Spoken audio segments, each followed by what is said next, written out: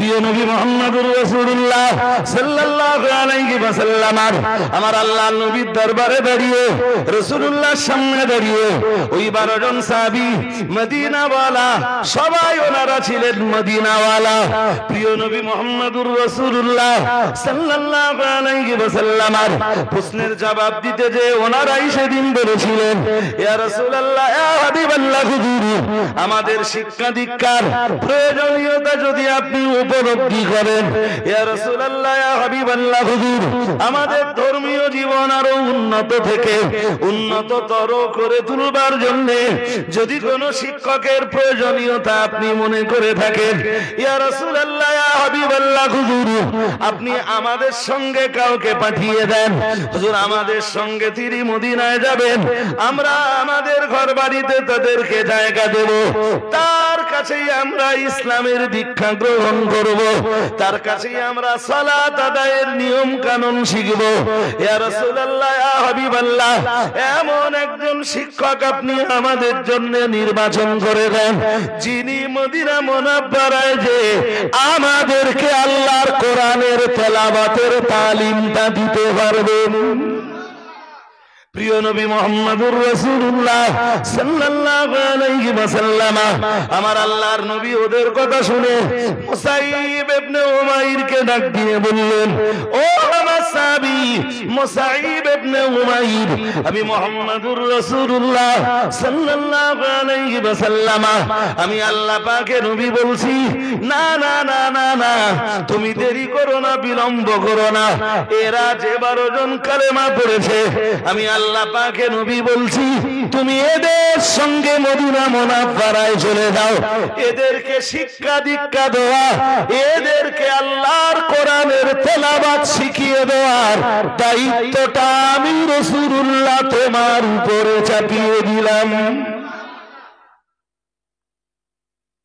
নাম কি? মুসাইব ইবনে উমাইরের বেটা, উমাইরের বেটা মুসাইব, রাসূলের বিখ্যাত সাহাবী। আজ তিনি ওহদের ময়দানের সেই পাঁচিল বেষ্টিত জায়গাটার মাঝখানে শুয়ে আছেন। ওহদের যুদ্ধে যারা যারা শহীদ হন তার ভিতরে একজন ছিলেন মুসাইব ইবনে উমাইর।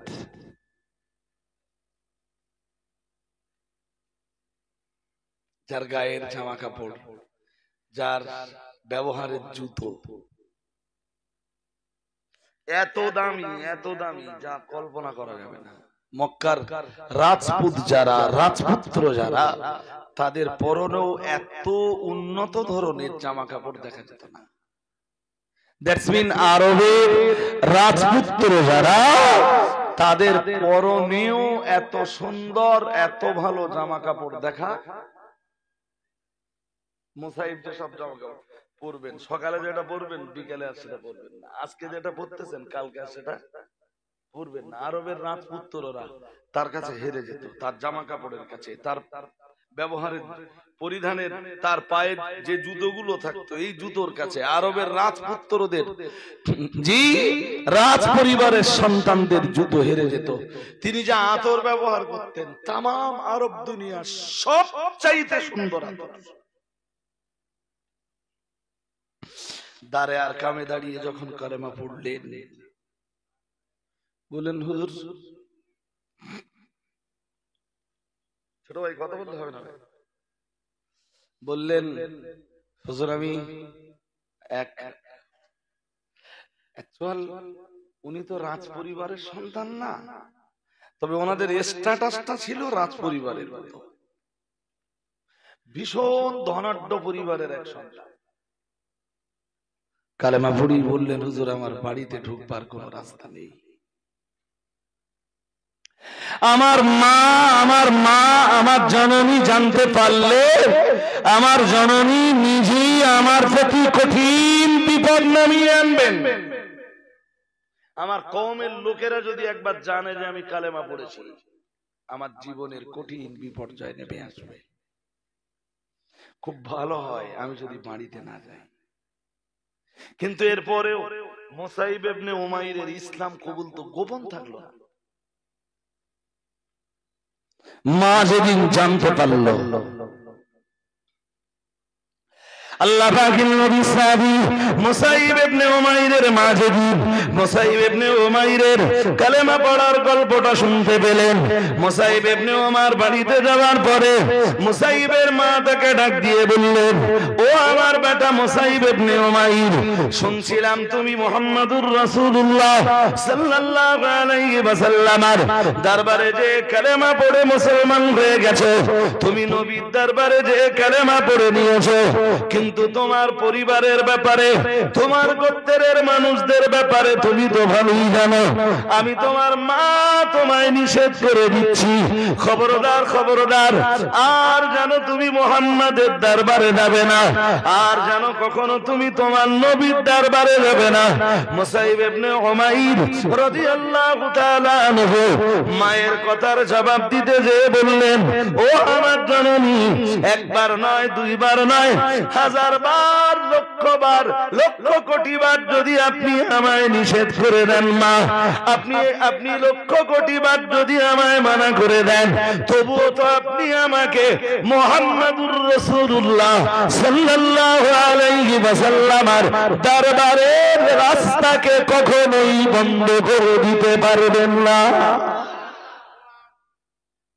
বললেন, মা যাই করুন, আমার নবীর দরবারে যাওয়ার রাস্তা আমার বন্ধ করতে পারবেন না মা। বললেন, তোর এই যে স্ট্যাটাস, তোর যে স্টাইল, তুই যে এক রাজ পরিবারের সন্তান, বিত্ত বৈভবের অধিকারী, এরপরেও তুই কেন মুহাম্মাদের দরবারে যাবি? হযরত মুসাইব ইবনে উমাইর বলেছিলেন, আল্লাহর আকাশের নিচে, আল্লাহর জমিনের উপরে আমি মুহাম্মাদের চাইতে কোনো ভালো মানুষের সন্ধান পাইনি। যতই চেষ্টা করেন আমাকে আটকাতে পারবেন না মা। মা একা সামলাতে না পেরে গোত্রের লোকেদের ডেকে নিলেন, বললেন, শোনো, আমার মুসাইব কালেমা পড়েছে, আমার মুসাইবের জন্য তোমরা, আমার মুসাইবের এগেনস্টে তোমরা একটা সিদ্ধান্ত নাও। ওরা সিদ্ধান্ত নিল, মুসাইব ইবনে উমাইরের নবীর দরবারে যাওয়া যদি বন্ধ করতে হয়, ওরে বন্দী করে দেওয়া লাগবে। সম্মিলিত সিদ্ধান্ত অনুযায়ী মুসাইব ইবনে উমাইরকে বন্দীও করে দেওয়া হলো। আল্লাহর নবীর প্রিয় সাহাবী মুসাইব ইবনে উমাইরকে যখন বন্দী করে দেওয়া হলো, ও বাবাজিরা ভাইরা, ওই বন্দিশালা থেকে মুসাইব ইবনে উমাইর সেদিন আওয়াজ দিয়ে উচ্চ আওয়াজে কালেমার আওয়াজ দিচ্ছিলেন, উচ্চ আওয়াজে কালেমা পড়ছিলেন, লা ইলাহা ইল্লাল্লাহ মুহাম্মাদুর রাসূলুল্লাহ সাল্লাল্লাহু আলাইহি ওয়াসাল্লাম, বারংবার উচ্চ আওয়াজে কালেমা পড়ছিলেন। আর মুসাইব ইবনে উমাইর রাদিয়াল্লাহু তাআলা আনহু বলছিলেন, তোমরা আমার দেহটাকে অবশ্যই এই বন্দিশালার ভিতরে আটকে রাখতে পারবে, তোমরা আমার দেহটা এই বন্দিখানার ভিতরে আটক রাখতে পারবে, কিন্তু আল্লাহ পাক রব্বুল আলামিন আমার সিনায়, আমার কলবে যে ঈমানটা জায়গা করে দিয়েছে, আমার এই কলবটাকে কখনোই তোমরা বন্দী করে রাখতে পারবে না। আমার দেহটাকে তোমরা বন্দিশালার ভিতরে রেখে দিতে পারবা, কিন্তু না না না না না, আমার অন্তর কখনোই তোমরা বন্দী করে রাখতে পারবা না। আমি মুসাইব ইবনে উমাইর, আমার দেহটা তোমরা আটক করে রেখে দিলে, আমার অন্তর, আমার কাল মুহাম্মাদুর রাসূলুল্লাহ সাল্লাল্লাহু আলাইহি ওয়াসাল্লামের দরবারে পড়ে থাকবে। বহুদিন বন্দী থাকলেন মুসাইব ইবনে উমাইর। নির্যাতিত মুসলমানদেরকে নবী এক সময় আবিসিনিয়া বা হাবশায় হিজরত করার যখন অনুমতি দিলেন, মুসাইব ইবনে উমাইর সুযোগ বুঝে বন্দিশালার ভিতর থেকে বেরিয়ে যারা হাবশায় যাচ্ছিল তাদের সাথে হিজরত করে হাবশায় চলে গেলেন।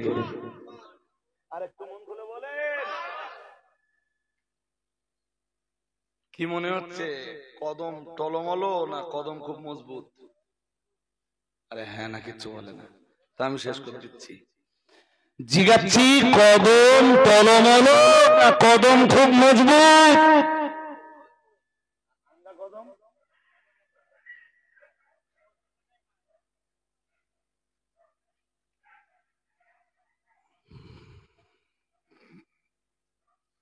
এই কারণেই কোরআনে আল্লাহ বলেছেন আস-সাবিকুন আস-সাবিকুন উলাইকাল মুকাররাবুন ফি জান্নাতিন নাঈম সুল্লাতুম মিনাল আউয়ালিন ওয়া সুল্লাতুম মিনাল আখিরিন। সুবহানাল্লাহ। আরেকটু মন খুলে বলুন। এটা ছোট ভাই তুমি ছেঁড়া ফ্যান পরেছো? হ্যাঁ, কাছে উঠে গেছে না ছেঁড়া কিনা? ওর ওপর নিচেও তো ছেঁড়া। কোন ভদ্রলোকে ওইসব পরেও কোন সভ্য মানুষ পড়তে পারে? এটা কোন মানুষের রুচিতে কুলাতে পারে? যাক যাক, যদি তোমাদের মতো ছেলেদের রুচিবোধে হয় আমি আর কি করতে পারি। তবে আমি এটা বলতে পারি যে কোন ভদ্র রুচিশীল মানুষের পক্ষে এগুলো পসিবল না। ছাড়ুন, অনেক কথাই মাঝখানে বলে ফেললাম। কি বলছিলাম? বলছিলাম হ্যাঁ, উনি হাবশা হিজরত করলেন, পরবর্তীতে আবার হাবশা থেকে ফিরে এলেন। রাজ সংসার শুধু সংসার না, ছেড়ে দিলেন। রাজ পরিবার ছেড়ে দিলেন। বাবার অর্থ সম্পদ, টাকা পয়সা, সোনা দানা, জহর কাঞ্চন, মণি মুক্তা সব কিছু ছেড়ে দিলেন শুধু দ্বীন ঈমানের জন্য। সুবহানাল্লাহ বলুন। আর একটু মন খুলে বলেন। আর আঙ্গা কন্ডিশন কি? আঙ্গা কন্ডিশন সব কিছুর জন্য দ্বীন ঈমান, সবকিছুর জন্য কি শেষ?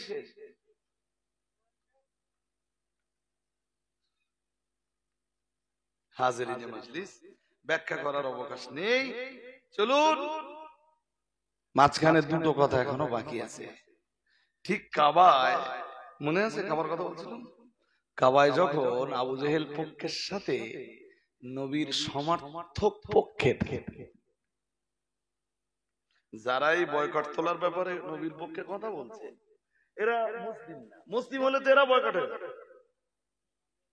কথা বোঝেননি? বুঝতেছেন নাকি? মুসলিম হলে তো এরাও বয়কট।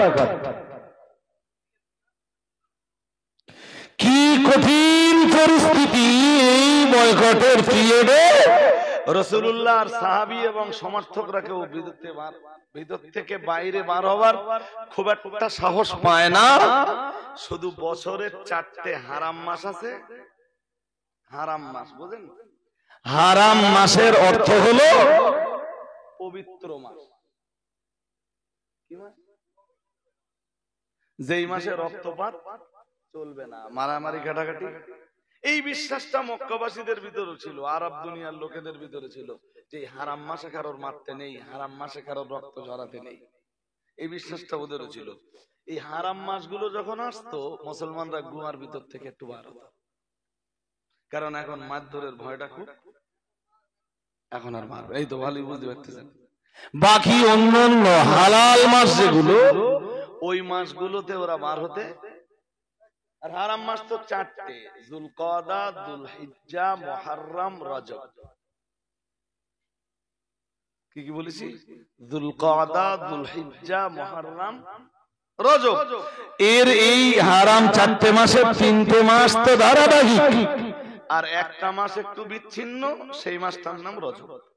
এই মাসে সাহাবারা একটু বাইরে বার হতে পারতেন। আর রাসূলুল্লাহ প্রত্যেক এই 3 বছরের বয়কটের পিরিয়ডে হজের মৌসুমে রাসূলুল্লাহ বার হতেন। কালেমার দাওয়াতটা তো বাইরের মানুষকে দিতেই হবে।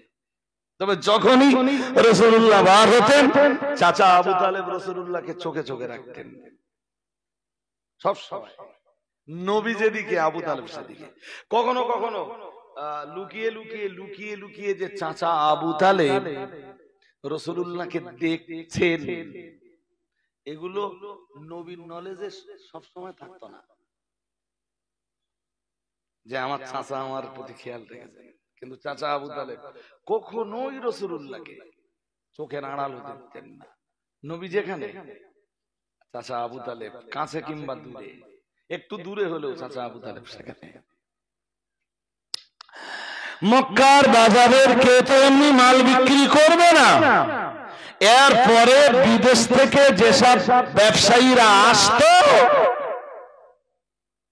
মন দিয়ে শোনেন, এখান থেকে একটা শিক্ষা পাওয়ার মতো কিছু আছে। মানে বৈদেশিক যেসব বিজনেসম্যানরা আসতো, তারা মক্কার বাজারে যা মাল তুলতো, Abu Jahl, Abu Lahab, Utba, সায়বা, Rabeya, Walid বিন মুগীরা, এরা যে বাজারে সেই মালের এত দাম চড়িয়ে দেবে যে মুসলমানদের নাগালের পুরো বাইরে চলে যাবে।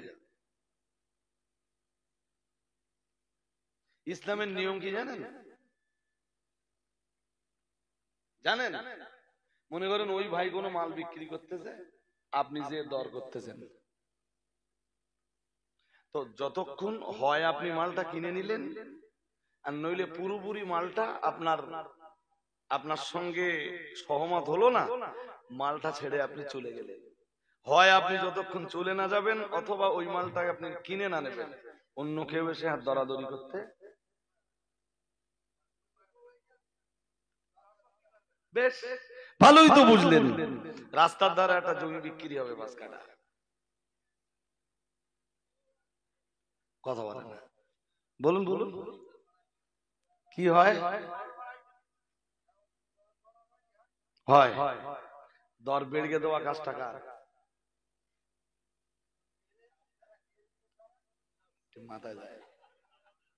মাথায় যায়নি আমার কথা। আরে বাবা, বাজারে যে দর চড়িয়ে দেওয়া কাজটা কার? আবু জাহেলের। যারা এই যে কোনো জিনিসের দর শুরু চড়িয়ে দেয়, এরা নবীর দলের লোক না আবু জাহেলের দলের লোক? আবু জাহেলের দলের লোক এখনো দেশে আছে না নেই? এই তো ভালোই বুঝতে পারতেছেন। খবরদার, ধরুন আপনি বিক্রি করবেন, আমি কি, তা আপনি বললেন হুজুর আমার রাস্তার ধারে 5 কাঠা জমি আছে, আপনি 1 লাখ টাকা করে কাটা দেবেন। আমি বললাম 80,000 টাকা। আপনার সঙ্গে আমার যতক্ষণ কথা চলবে, মাঝখান দিয়ে কোনো খরিদ্দার যদি জানতে পারে যে আপনার সাথে আমার কথাবার্তা চলছে, যতক্ষণ আমি এই জমি ছেড়ে না যাব, ততক্ষণ পর্যন্ত দ্বিতীয় কোনো খরিদ্দার এসে দরাদরি করতে পারবে না। এটা ইসলামের নীতি। ও ছেড়ে চলে গেছে, এবার তুমি এসে বলো 1,20,000 দেবেন। একজনের সাথে যতক্ষণ দরাদরি চলছে, তুমি মাঝখান দিয়ে এসে আর দর করতে, এই যদি হয় ইসলামের নীতি, বাজারের বা হাটের গরুর দালাল গুলোর অবস্থা কি? বলুন বলুন। ওরা গরু কেনা লোক না, বলো, ওরা 7-8টা বাজারে ঘুরে বেড়াচ্ছে, কাজ কি শুধু গরুর দর। হ্যাঁ, আপনি যে বললেন 22,000, গরুটা 21,000 টাকায় নিলে ভালো হয়, এরপরও আপনি কুরবানি দেবেন বলে বললেন 22,000। 5 থেকে 2 বললো, বললো চাচা তোমার গরুটা খুব ভালো, আমার যদি দাও আমি 25,000 দেওয়ানি। আপনি মনে মনে করতেছেন তাই তো, আমি যেটা 22,000 দাম বলি, যারা 25 বলতেছে, ও দাম হেগে রেখেছে 30,000। আচ্ছা ভাই তুমি একটা কাজ করো, ওরা যখন 25 বলেছে, দামি 1,000 বেশি দিচ্ছি। কত? 26,000। হাজারিন, লম্বা করে কথা বললে শুধু তো সময় চলে যাবে। তো বৈদেশিক বিজনেসম্যান যারা মক্কার বাজারে আসতো, আবু জাহেল, আবু লাহাব, উতবা, সায়বা, রাবেয়া, এরা মালের দর এত চড়িয়ে দিত যে পুরো মুসলমানদের নাগালের বাইরে চলে যেত। এক মক্কার লোকেরা ওদের কাছে বিক্রি করবে না, আবার ওরা দাম এত চড়িয়ে দেবে যে মুসলমানদের নাগালের পুরো। মুসলমানদের উপায়টা কি? এমনি গুমার ভিতরতে পার হতে পারে না। ঠিক ঠিক মক্কার এই 5টা লোক দায়িত্ব নিয়ে যখন এগিয়ে এলো, আবু জাহেলের সঙ্গে যখন চড়াই উতরাই শুরু হলো, প্রিয় নবী মুহাম্মদুর রাসূলুল্লাহ সাল্লাল্লাহু আলাইহি ওয়াসাল্লাম চাচা আবু তালেবকে ডাক দিলেন।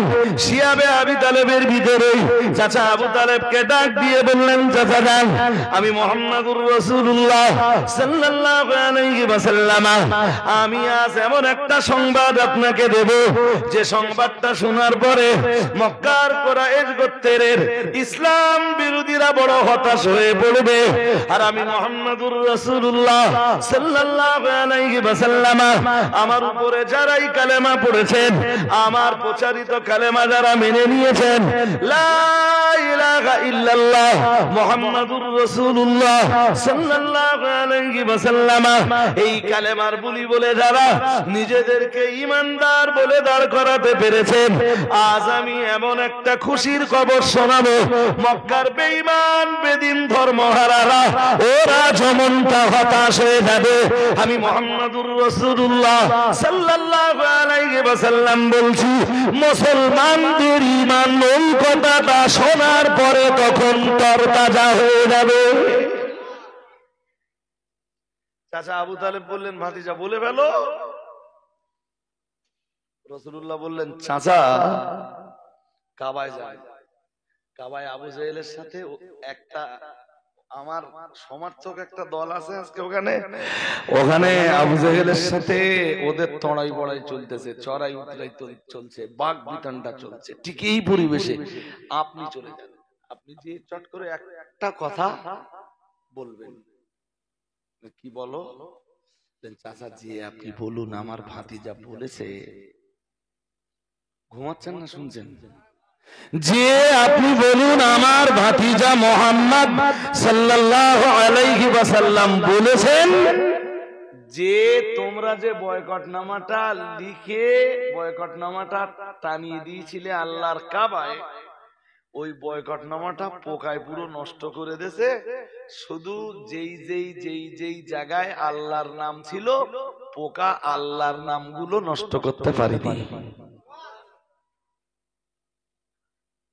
এই কথাটা শুনলে কাফেররা হবে হতাশ, আর ঈমানদারদের ঈমান হবে তরতাজা।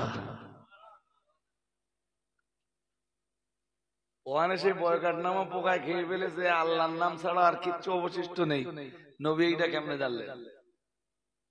আবু তালেব তো খুব খুশি হয়ে, ভীষণ খুশি হয়ে, ভীষণ সন্তুষ্টি চিত্তে কাবায় চলে এলেন। এসে দেখলেন এদের এই 5 জনের সঙ্গে তখন বিরাট চড়াই উতলাই চলতেছে, বিরাট মাঠ বিতণ্ডা হচ্ছে। চাচা আবু তালেব এক বিন্দু দেরি না করে আবু জাহেলকে ডাক দিয়ে বললেন, শোনো, তুমি মক্কার অন্যতম নেতা লিডারদের একজন, আমি তোমায় একটা খবর দিতে এসেছি। তা খবরটা আমার না, খবরটা আমার ভাতিজা আমাকে দিয়েছেন। আচ্ছা, খবরটা বলার আগে তোমরা আমায় বলো, আমার ভাতিজা মুহাম্মদ সাল্লাল্লাহু আলাইহি ওয়াসাল্লামের দেওয়া সংবাদ যদি সত্য হয়, তোমরা বয়কট তুলে নেবে? এদের সাথে তখন চড়াই উতরাই চলতেছে, আর আমার ভাতিজা মুহাম্মাদের দেওয়া সংবাদ যদি সত্য হয়, বয়কট তুলে নেবে?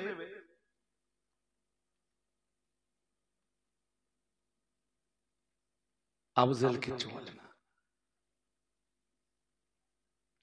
চাচা আবু তালেব বললেন, শোনো, আমি আল্লাহর কাবা চত্বরে দাঁড়িয়ে বলছি, আমার ভাতিজা মুহাম্মদ সাল্লাল্লাহু আলাইহি ওয়াসাল্লামের দেওয়া সংবাদ যদি মিথ্যা হয়ে থাকে, আবু তালেব যতদিন পৃথিবীতে বেঁচে থাকবে মুহাম্মদকে কোনোদিন সমর্থন করবে না, করবে না, করবে না। তোমরা বলো, যদি আমার ভাতিজা মুহাম্মদের প্রদত্ত সংবাদটা সঠিক হয়ে থাকে, বয়কট তোমরা তুলবে? এরা 5 জনে তখন আবু জেহেলকে আরো চেপে ধরল। আবু তালেব তো যা বলছে ঠিকই বলছে, তুমি বলো, যদি মুহাম্মাদের দেওয়া সংবাদ মানে বেঠিক হয়, মিথ্যা হয়, তাহলে আবু তালেব আর মুহাম্মাদকে কোনোদিন সমর্থন করবে না, আর যদি সত্য হয় বয়কট তুলে নেবে। আবু জেহেল আর কিচ্ছু বলে না তখন। আবু জাহেল তুমি মুখ খোলো আর নাই বা খোলো, আমরা এখন যাব ওই বয়কট নামার অবস্থা দেখতে। তুমি যদি দেখতে চাও চলো, যে যদি দেখি সত্যি সত্যি খেয়ে ফেলেছে পোকায়, আল্লাহর নাম ছাড়া আর কিছু অবশিষ্ট নেই, বয়কট নামা ওখান থেকে টেনে ওই যেটুকুই আছে আর অবশিষ্ট পুরো ছিঁড়ে ফেলবে।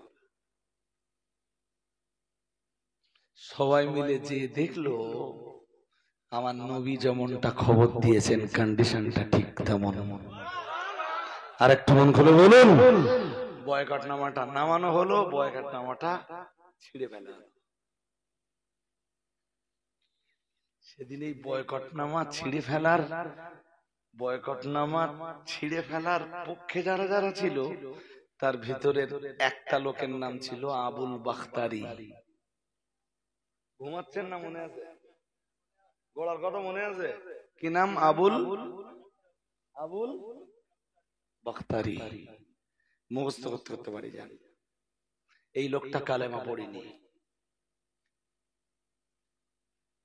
এই লোকটা যুদ্ধের ময়দানে মুশরিক অবস্থাতে মারাও গেল। আপনি বলুন হুজুর, যুদ্ধের ময়দান মানে এ তো রাসূলের দুশমন ছিল না। আরে আবু জেহেল সব যে কটা যেদিন আসাবে জোর করলে যাবে তো। আমি একটু বাদে আপনাকে বলে বোঝাচ্ছি, আগে পরের কথাটা একটু শুনিয়ে দেই। এই বয়কটনামা ছিঁড়ে ফেলার পরে চাচা আবু তালেব আর আম্মাজান খাদিজাতুল কুবরার যখন ইন্তেকাল হলো, রাসূলের জীবনে নেমে আসলো এবার দুঃখের বছর।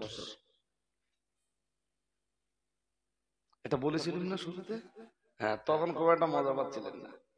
দুঃখের বছর। জি, রাসূলের উপরে আরো অত্যাচারের পরিমাণ, মুসলমানদের উপরে জুলুম নিপীড়নের পরিমাণ আরো যখন বেড়ে গেল, রাসূল সিদ্ধান্ত নিলেন কালেমা প্রচার করতে তয়েফে যাব। কোথা? যায়েদ বিন হারেসাকে সঙ্গে নিলেন, বললেন চলো যায়েদ তয়েফে যাই। 10 দিন থাকলেন। তয়েফের কোন নেতায় তো সাড়া দিলই না। আর এই 10 দিনের ভিতরে বলো নবীর উপরে অত্যাচার হয়নি। নবীর উপরে অত্যাচার হয়েছে ঠিক ফিরে আসবার দিন। যদি রাসূলুল্লাহ বুঝতেন যে আমার ফিরে যাবার পথে ওরা আমাকে মারতে মারতে রক্তাক্ত করে দেবে, তাহলে রাসূল অন্য কোনো সিদ্ধান্ত নিতে পারতেন যে আমি রাতের আধারে যায়েদ হারেসাকে নিয়ে বেরিয়ে পড়ব। একদম পরিবেশ বলো শান্ত, ওরা কালেমা পড়িনি। কিন্তু যেই দিন রাসূল ফিরছেন, রাস্তার দুধারে কাতার দিয়ে দাঁড়িয়ে আছে পাথর হাতে নিয়ে। আমি তো সাধারণত তয়েফের ইতিহাসও কোন মজলিসে তুলে ধরা হয় না, পরিবেশই আসে না। প্রিয় নবী মুহাম্মদুর রাসূলুল্লাহ সাল্লাল্লাহু আলাইহি ওয়াসাল্লাম যত রাস্তা অতিক্রম করেছিলেন, রাস্তার দুধারে শুধু মুশরিকদের দেখতে পাচ্ছিলেন। ওদেরকে নেতারাই খেপিয়ে দিয়েছে, আর নেতাদের এই মানে ওদের নেতাদের কারণেই ওরা রাস্তার দুধারে পাথর নিয়ে দাঁড়িয়ে গেছে। প্রিয় নবী মুহাম্মদুর রাসূলুল্লাহ সাল্লাল্লাহু আলাইহি ওয়াসাল্লামকে ওরা এতটা পরিমাণ অত্যাচার করলো, এতটা পরিমাণ জুলুম করলো, আমার নবীর দেহ থেকে রক্ত ঝরতে ঝরতে নবীর পায়ের স্যান্ডেল দুটো রক্তের সঙ্গে জড়িয়ে গেল। ও প্রিয় নবী মুহাম্মদুর রাসূলুল্লাহ সাল্লাল্লাহু আলাইহি ওয়াসাল্লাম এই রকম কন্ডিশনে হযরত যায়েদ ইবনে হারিসা রাদিয়াল্লাহু তাআলা আনহু কে সঙ্গে নিয়ে, কিংবা যায়েদ বিন হারিসা আমার নবীকে সঙ্গে নিয়ে যে আঙ্গুর বাগানটাতে জায়গা নিয়েছিলেন, ওই আঙ্গুর বাগানটাই ছিল উতবা এবং সায়বা এদের দুই ভাইয়ের। রাসূল তখন পড়ে রয়েছেন। রাসূলের কন্ডিশন ভালো না মিন্স রাসূল রক্তাক্ত পড়ে রয়েছেন, রাসূলের হুঁশ নেই। যায়েদ ভাবছেন আমার নবী কি দুনিয়া থেকে বিদায় নেবেন? খুব কাঁদছিলেন যায়েদ মাথার কাছে বসে বসে। দেখছিলেন এক খণ্ড মেঘ রাসূলকে ছায়া করে রেখেছে। প্রিয় নবী মুহাম্মদুর রাসূলুল্লাহ সাল্লাল্লাহু আলাইহি ওয়াসাল্লাম একটু পরে যখন আল্লাহ পাকের রাসূল হুঁশ ফিরে পেলেন, ও বাবাজিরা ভাইরা, হযরত যায়েদ বিন হারেসার চেহারার দিকে তাকিয়ে দেখলেন যায়েদের চোখ দিয়ে টপ টপ করে পানি গড়িয়ে পড়ে। ও আমার সাহাবী যায়েদ, তুমি কান্নাকাটা করো কেন? কি হলো তোমার? ইয়া রাসূলুল্লাহ, ইয়া হাবিবাল্লাহ, হুজুর আমি তো নিজের জন্য কাঁদি না হুজুর, আমি যায়েদ শুধু আপনার জন্য কাঁদি। ইয়া রাসূলুল্লাহ, ইয়া হাবিবাল্লাহ, হুজুর আপনি ওদের জন্য মুক্তি চাইলেন, ওরা আপনার জন্য মওত চাইলো। হুজুর আপনি ওদের জন্য নাজাত চাইলেন, কিন্তু ওরা আপনার জন্য, ওরা আপনাকে কঠিন বিপদের গাড্ডায় নামিয়ে দিল। ইয়া রাসূলুল্লাহ, ইয়া হাবিবাল্লাহ, হুজুর ওদের জন্য আপনি জাহান্নামের নিষ্কৃতি চাইলেন, আর ওরাই আপনার দেহকে রক্তাক্ত করে দিল, রক্তে রঞ্জিত করে দিল। ইয়া রাসূলুল্লাহ, ইয়া হাবিবাল্লাহ, হুজুর একটু আগেও তো আপনি কথাবার্তা বলছিলেন না? আমি যায়েদ আপনার ব্যাপারে প্রচন্ড ভয় পেয়ে গিয়েছিলাম।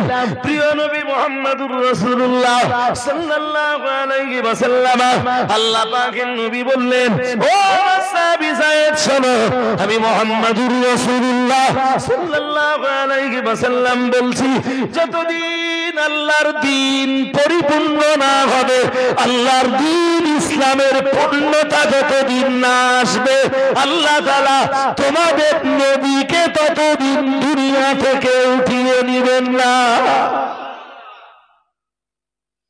কাঁদছো কেন? দিন প্রচার করতে যে কষ্ট প্রথমবার তোমার নবীর উপরে না, তোমার নবীর আগের নবী রাসূলরাও দিন প্রচার করতে যে অনেক কষ্ট পেয়েছে।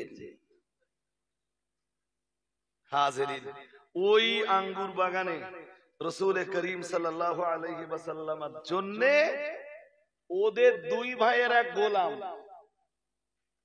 শুনছেন নাকি? তার নাম আদ্দাস, তার নাম আদ্দাস।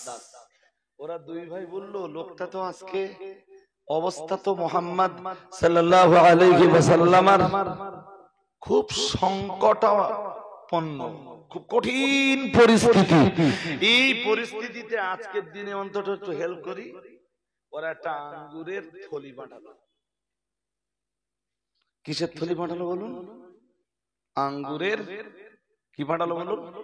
একটা থল পাঠালো ওদের গোলামকে দিয়ে। ওদের এই গোলামের নামটা ছিল আদ্দাস। থাকবে না? কি নাম ছিল বলুন? আদ্দাস। আদ্দাস ছুটে এলো, এসে ওই আঙ্গুরটা যখন দিল, রাসূলুল্লাহ সাদরে আঙ্গুরের থলিটা নিলেন, আঙ্গুরের থোকা নিলেন, যায়েদকেও দিলেন, নিজেও ওখানে দিলেন। এই আঙ্গুরের থোকাটা নিয়ে নবী জিজ্ঞেস করলেন, বললেন তোমার নাম? বলল আমার নাম আদ্দাস। আমার নাম আদ্দাস। নবীজি বললেন তোমার বাড়ি?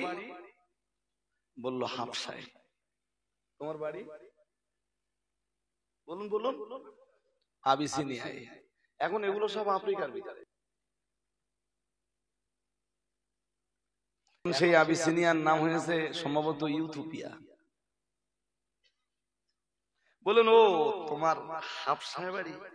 আচ্ছা কোন ধর্মের তুমি? বললো আমি ইসবি। কি বললো? ইসবি মানে আমি খ্রিস্টান। আমি বললেন ঈসা তোমার নবী তো?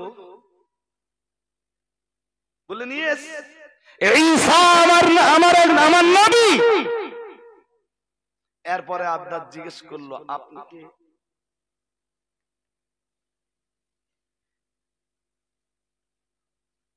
আমাদের নবী বললেন আমি মুহাম্মদুর রাসূলুল্লাহ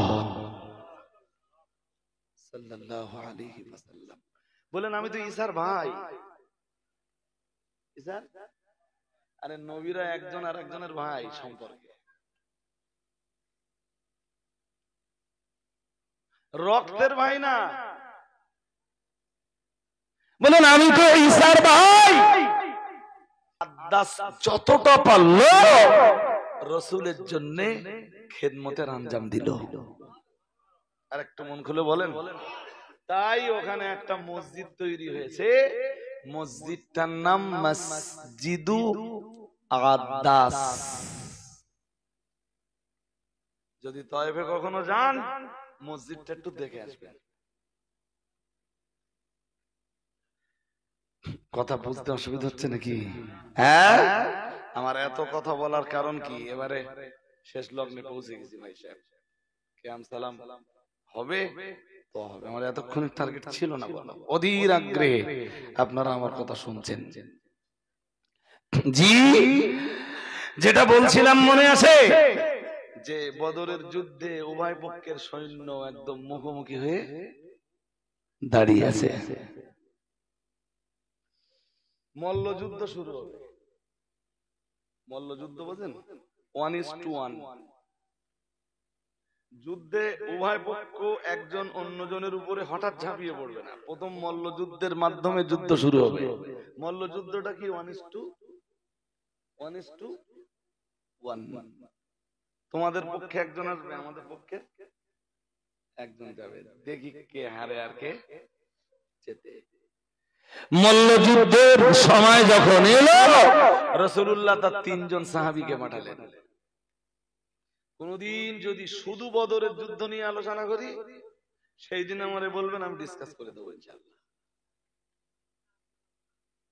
আজকে এটা মেশিন না মানুষ? আজিজ বলতে আজকে বলেন, আমি বলছি এটা মেশিন না মানুষ? শুনছেন নাকি? আর আমি পারবো না বেশি।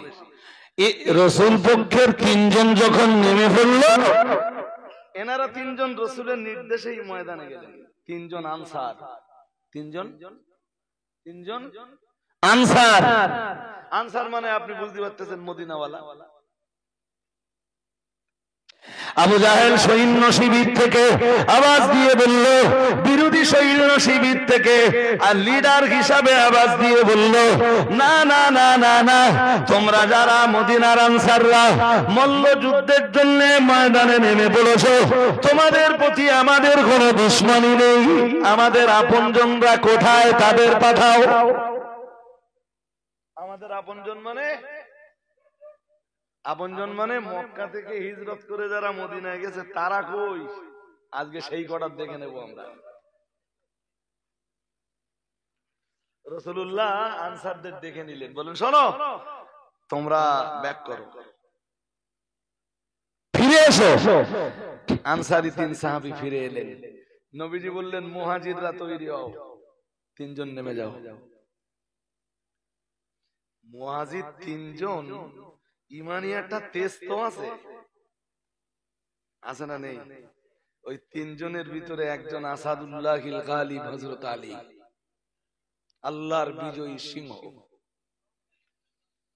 তো 3 জন নেমে গেল, ওদের 3 জনের ভিতরে একজন এলো। জি, ওদের 3 জনের ভিতরে নেমে পড়লো। বাট মুসলমান 3 জনই প্রথম অবস্থায় মুসলমানদের ভিতরে 2 জন ওদের 2 জনকে জাহান্নামে পাঠিয়ে দেন। আর মুসলমানদের 3য় জন, সে যেমন বিরোধী শিবিরের সৈন্যকে আঘাত করলো, বিরোধী শিবিরের সৈন্য মুসলমানটাকে আঘাত করলো।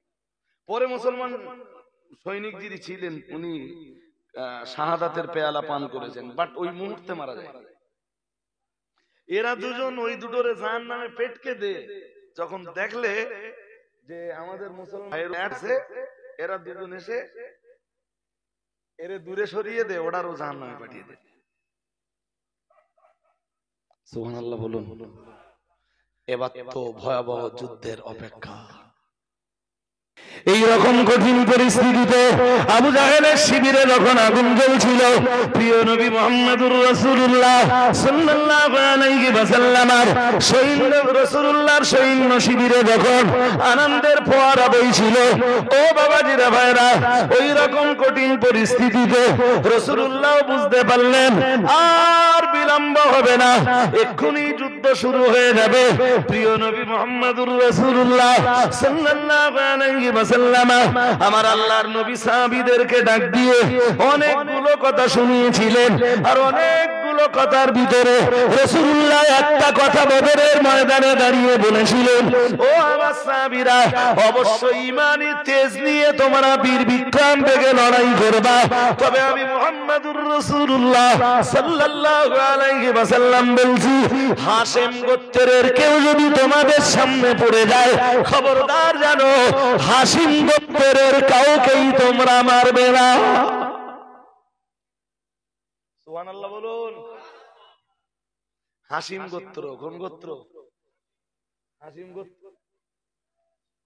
এরা কিছু বেলুন টেলুন বাজায় না।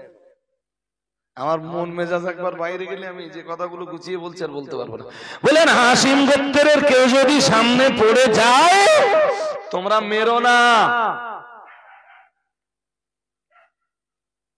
প্রিয় নবী মুহাম্মদুর রাসূলুল্লাহ সাল্লাল্লাহু আলাইহি ওয়াসাল্লাম একদম স্পেশাল ভাবে সাহাবীদের বললেন, ও আমার সাহাবীরা মনে রাখো, আমি মুহাম্মদুর রাসূলুল্লাহ সাল্লাল্লাহু আলাইহি ওয়াসাল্লাম আমি আল্লাহ পাকের নবী বলছি, আমি আল্লাহ পাকের হাবিব বলছি, খাস ভাবে আমার চাচা আব্বাস যদি তোমাদের সামনে পড়ে যায়, না না না না না, আমার চাচা আব্বাসের এগেনস্টে তলোয়ার পরিচালনা করো না, খবরদার জানো আমার চাচা আব্বাসকে মারবে না। ও বাবাজিরা ভাইরা, আগের বারে রাসূলুল্লাহ বললেন, মানে ইতিপূর্বে রাসূলুল্লাহ বললেন, বনি হাশিম গোত্রের কেউ যদি তোমাদের তলোয়ারের সামনে চলে আসে তোমরা তাকে মারতে পারবে না। এবার আবার বললেন, আমার চাচা আব্বাস যদি তোমাদের সামনে পড়ে যায়, না না না না না, আমার চাচা আব্বাসকে যেন মারবে না। ও বাবাজিরা ভাইরা, প্রিয় নবী মুহাম্মদুর রাসূলুল্লাহ সাল্লাল্লাহু আলাইহি ওয়াসাল্লামের একজন সাহাবী পাশেই দাঁড়িয়ে ছিলেন, উনি বললেন, ওনার নাম হযরত আবু হুযায়ফা। হযরত আবু হুযায়ফা রাদিয়াল্লাহু তাআলা আনহু বললেন, ইয়া রাসূলুল্লাহ, ইয়া হাবিবাল্লাহ, হুজুর, কেউ যদি আপনার গোত্রের মানুষ, মানে আপনার গোত্রের মানুষদের কেউ যদি আমাদের তলোয়ারের সামনে পড়ে যায় আমরা তাকে মারতে পারবো না, অথচ আমাদের গোত্রের কেউ আমাদের তলোয়ারের সামনে পেয়ে আমরা তা জাহান্নামে দিয়ে দেব। হুজুর বেয়াদবি নেবেন না, এ কেমন করে হতে পারে? আমার সামনে যে ইসলামের কোন দুশমনকে পাবো, ইসলামের দুশমন হলেই আমি তাকে জাহান্নামে পাঠিয়ে দিব। আবু হুযায়ফা কে জানেন? ওর বাবার নাম উতবা। ওর বাবার নাম ইসলামের এক দুশমন, ইসলামের এক দুশমন। নবীজি সাল্লাল্লাহু আলাইহি ওয়াসাল্লাম জি এই কথাটা শুনে রাসূল মারতে নিষেধ করেছেন বনি হাশেম বংশকে। বনি হাশেম বংশে কারা আছে? নবীর আব্বার নাম আব্দুল্লাহ, আব্দুল্লাহর আব্বার নাম আব্দুল মুত্তালিব, আব্দুল মুত্তালিবের আব্বার নাম হাশিম। সাহাবারা রাসূলুল্লাহকে যখন জিজ্ঞাসা, ইয়া রাসূলুল্লাহ, ইয়া হাবিবাল্লাহ, হুজুর, বনি হাশিম গোত্রের লোককে আপনি মারতে নিষেধ করে দিয়েছেন, চাচা আব্বাসকে আপনি মারতে নিষেধ করে দিয়েছেন, হুজুর বিষয়টা কিছুই বুঝলাম না।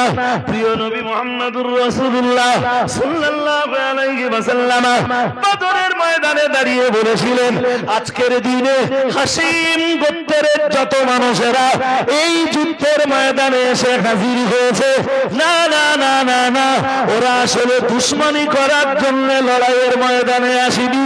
হাশিম গোত্রের মানুষগুলোকে মক্কার বড় বড় নেতারা জবরদস্তি করে যুদ্ধের যুদ্ধের ময়দানে হাজির করিয়েছে। ও সাহাবীরা, তাই সাবধান করে দিলাম, খবরদার যেন হাসিম গোত্রের কাউকে মারবে না। আমার চাচা আব্বাসকে কেউ যেন মারবে না। আমার চাচা আব্বাস যুদ্ধের ময়দানে আসতে চাইনি, জোর করে আমার চাচা আব্বাসকে ওরা যুদ্ধের ময়দানে এনেছে। মারেওনি তোকে, চাইলে ওদিন চাচা আব্বাসের গর্দান উড়িয়ে দিতে পারতেন সাহাবীরা, মারেননি। মারেননি সাহাবারা। আবু হুযায়ফা বলেছিল, হুজুর আমি কোনো কথা শুনবো না, ইসলামের দুশমন মাত্রই ঝাড়বো। আপনার গোত্রের বলে ছেড়ে দেবো, আর আমার গোত্রের বলে মারবো হুজুর। আবু হুযায়ফা তো যুদ্ধের আগেই দেখে নিলে যে ওর বাপ বিরোধী শিবিরের সৈন্যে আছে, বিরোধী শিবিরের সৈন্য হিসাবে বাবাও জায়গা পেয়েছে। হুজুর আমরা আমাদের বাচ্চাদের মেরে ফেলবো আর আপনার বাচ্চাদের ছেড়ে দেবো। হযরত ওমর প্রচন্ড রেগে গেলেন, তলোয়ার টেনে বার করে বললেন, হুজুর আপনি অনুমতি দেন, তানি আক্তুলু হাদাল মুনাফিক, এই মুনাফিকের গর্দান উঠিয়ে দেব। রাসূল বললেন, নয় ওমর, ঠান্ডা হয়ে যাও। আবু হুযায়ফা বললেন আমি যতদিন পৃথিবীতে বেঁচে থাকবো, নবীর শানে আমি এই যেটুকু বেয়াদবি করেছিলাম, এই বেয়াদবির পরিতাপ নিয়েই আমাকে বেঁচে থাকতে হবে।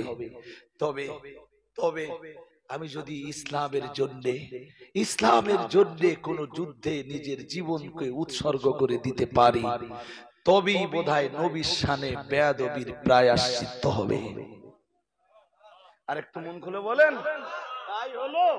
আবু হুযায়ফা নবীর তামাম জিন্দেগি রসুলের কাছেই কাটালেন, রসুলের দরবারেই কাটালেন, রসুলের সঙ্গেই কাটালেন।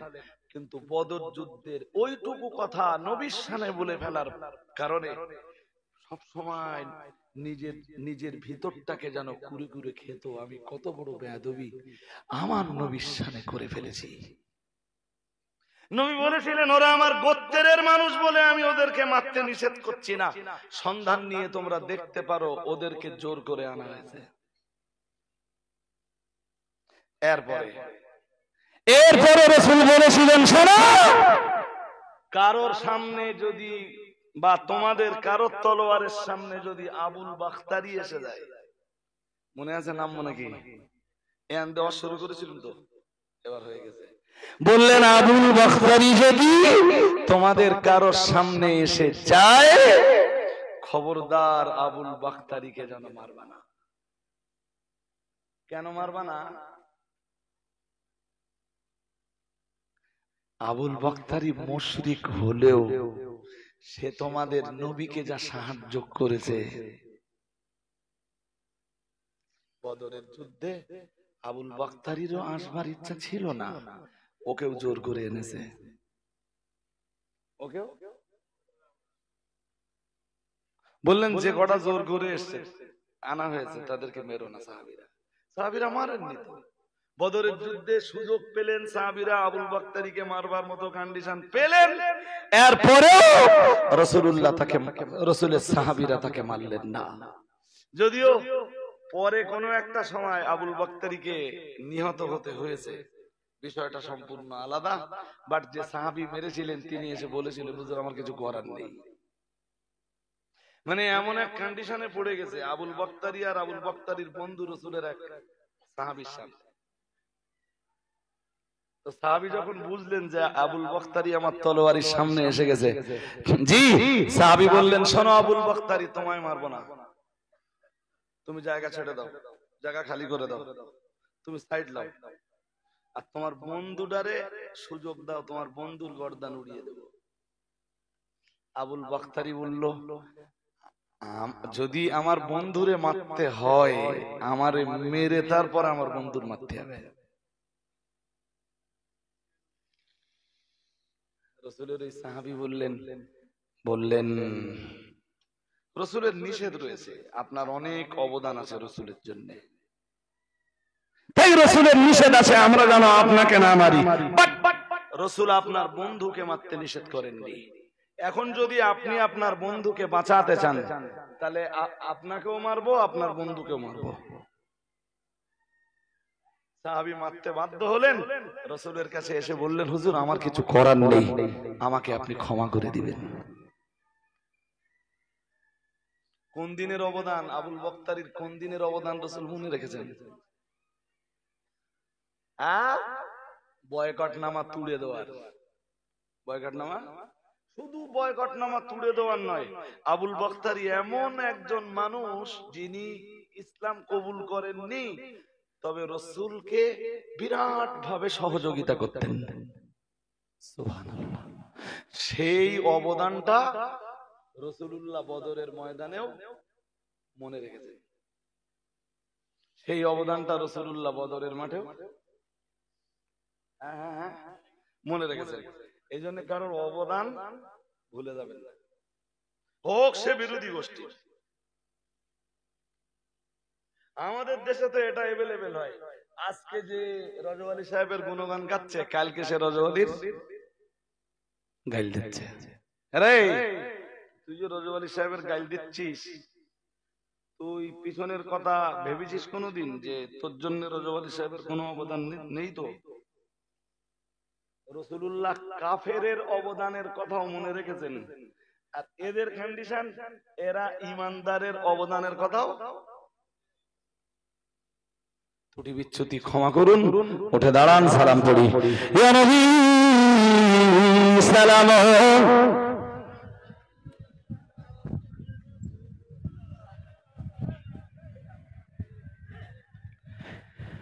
ইয়া হাবিবি সালাম আলাইকা,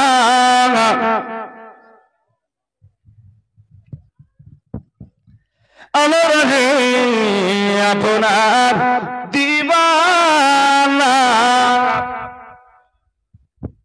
আপনি যে মোদের ঠিকানা, কবে যাব আবার মদিনা, পাঠালাম সালামের নজরানা,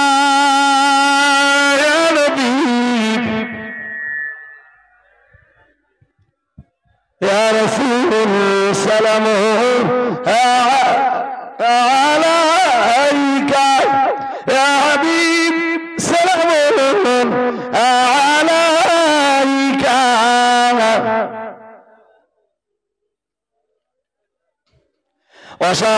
অসহায়তি অবস্থায় পুণ্যময়ী হালি পালন করেন খোদার ইশারায়, নাম তোমার জগৎ ও পাতায়, নবী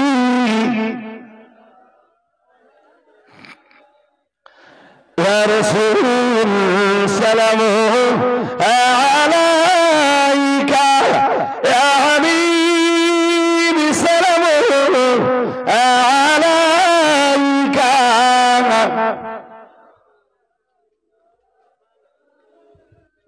ইয়া রাব্বি সাল্লি ওয়া সাল্লিম দাইমান আবাদা আলা নবিয়িকা খায়রুল খালকি কুল্লিহিম, বেজারিম মেরে দরুদ সালাম বরগজিদা নবী পর আপনা মুদাম বলাগাল উলা বিকামালিহি কাশাফাত দুজা বিজামালিহি, حسنت جميع خصاله صلوا عليه وآله اللهم